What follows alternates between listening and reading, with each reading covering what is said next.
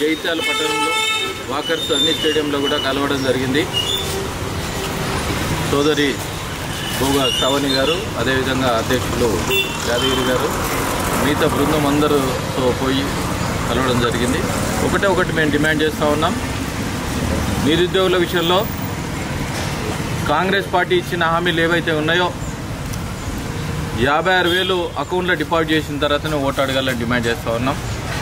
అదేవిధంగా నిరుద్యోగుల విషయంలో ఏదైతే 2 లక్షల నోటిఫికేషన్ ఇస్తాని ఇంతవరకు ఇవ్వకపోవడం, ఇచ్చిన తర్వాతనే ఓటు అడగాలని డిమాండ్ చేస్తూ ఉన్నాం.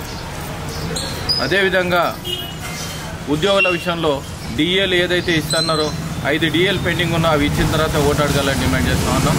ఉద్యోగుల విషయంలో ఏది సరెండర్ లీవ్స్ అమౌంట్ ఇవ్వలేక సరెండర్ లీవ్స్ అమౌంట్ ఇచ్చిన తర్వాతనే ఓటు అడగాలని డిమాండ్ చేస్తూ ఉన్నాం.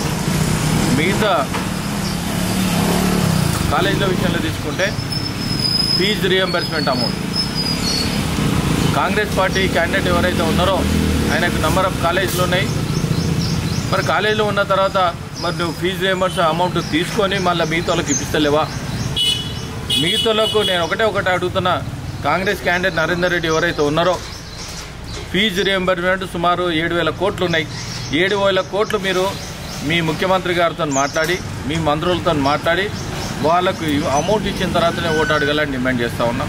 అదేవిధంగా రైతులకు ఏదైతే రుణమాఫీ ఉందో, రైతులకు రైతు బంధు ఉందో వాళ్ళందరికీ రైతు బంధు చేసినాకనే మాట్లాడుతున్నాం. మీరు ఇచ్చిన 6 గ్యారెంటీలు ఏవైతే ఉన్నాయో, 420 హామీలు ఏవైతే ఉన్నాయో అవన్నీ గ్యారెంటీలు ఇచ్చిన తర్వాతనే ఓటు అడగాలని డిమాండ్ చేస్తూ ఉన్నాం. మొన్న ఉత్తమ్ కుమార్ రెడ్డి గారు ఏం చెప్తున్నారంటే మేము ప్రాజెక్టులన్నీ కంప్లీట్ చేస్తామంటారు. అంటే ఎలక్షన్స్ ఎప్పుడైతే వస్తాయో అప్పుడే కంప్లీట్ చేస్తారా?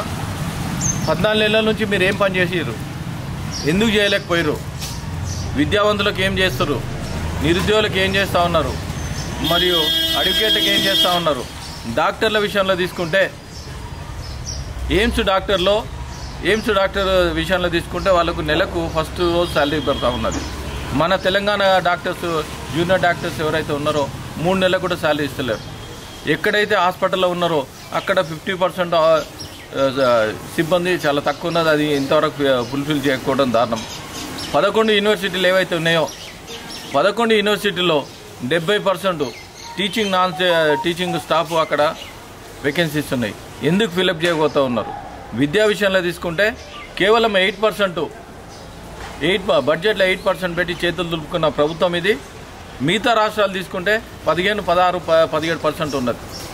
ఇంకొకటి మీ ద్వారా డిమాండ్ చేసేది ఏంటంటే ఇదే ముఖ్యమంత్రి గారు మండల్కు ఇంటర్నేషనల్ స్కూల్ కడతా ఉన్నారు. ఏ మండల్లో స్కూల్ కడితే ఆ ఓట్లు మాకేయొద్దని చెప్తా ఉన్నాను.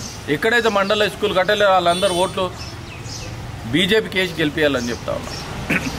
ఇంకొకటి ఏంటంటే ఏవైతే మీరు ఇచ్చిన హామీలు ఉన్నాయో సిపిఎస్ అని అన్ని హామీలు ఏవైతే మేనిఫెస్టోలో పెట్టిరో ప్రజాస్వామ్యం ప్రత్యక్షము మీ గొంతుకనై ఏ సమస్యలు అయితే వాళ్ళు ఇచ్చారో మెడలోంచి మేము పనిచేపిస్తామని మేము డిమాండ్ చేస్తూ ఉన్నాం. మీరు అందరూ మేధావులు ఎవరైతే ఉన్నారో మొన్న ఢిల్లీలో ఎలక్షన్లో 12,75,000 ఏది ఇన్కమ్ ట్యాక్స్ రిలీఫ్ ఏదైతే ఇచ్చారో గత 60 సంవత్సరాల నుంచి 3 లక్షల నుంచి 12,75,000 పెంచిన ఘనత ఓన్లీ మోదీ గారు దక్కింది. దాంతో మేధావులు ఢిల్లీలో ఎట్లా కైవసం చేసుకున్నామో మీరు చూస్తూ ఉన్నారు. మహారాష్ట్ర తర్వాత ఢిల్లీ మేము కైవసం చేసుకున్నాం. కాంగ్రెస్ ఖాతా తెరవని కాంగ్రెస్ ఉంది.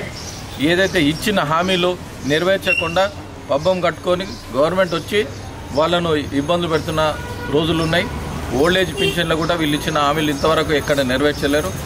మేము ఒకటి మీ ద్వారా డిమాండ్ చేస్తూ ఉన్నాం. ఇచ్చిన హామీలు నెరవేర్చిన తర్వాత మీరు ఓటు అడగాలని డిమాండ్ చేస్తూ ఉన్నాం. భారతీయ జనతా పార్టీ ఏదైతే ఉందో ఇచ్చిన హామీలు అన్నీ నెరవేరుస్తూ ఉన్నది మోదీ గవర్నమెంట్లో. అందుకోసంగా భారతీయ జనతా పార్టీ మొదటి ఓటేసి గెలిపించాలని ప్రార్థిస్తున్నాను. భారత్ మాతాకి జై.